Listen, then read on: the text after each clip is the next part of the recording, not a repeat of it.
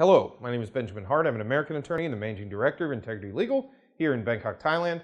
As the title of this video would suggest, we're going to be discussing the Thai ED visa, specifically in the context of recent crackdowns and raids by Thai immigration authorities here in the kingdom.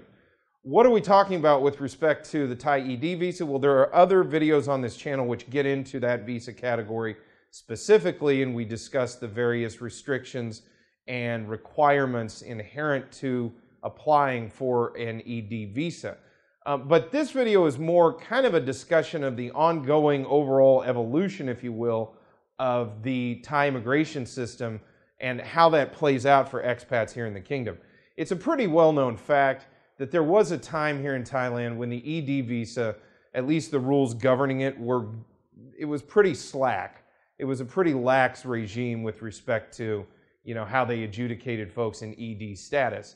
And that slackness led to a lot of situations where you would see folks in the kingdom who were basically living here using an ED visa.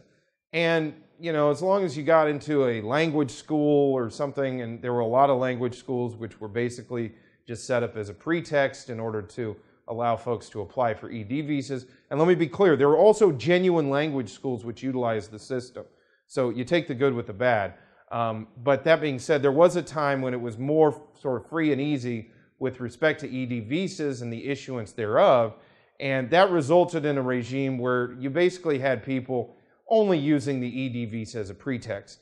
And the point of this video is basically on the heels of what appears to have been dozens and dozens of raids carried out by the immigration authorities here in the kingdom pursuant to the X-ray outlaw foreigner program, as well as the overarching program of so-called good guys in, bad guys out.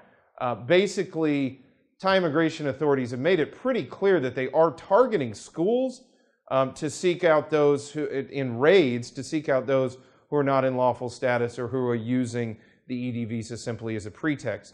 So basically the point of this video, for those watching it, I think it's pretty safe to assume that moving forward, the Thai ED visa is not going to be particularly useful as a pretext just for living in the kingdom if you're not really undertaking some course of study, and more importantly, being able to prove the undertaking of that course of study.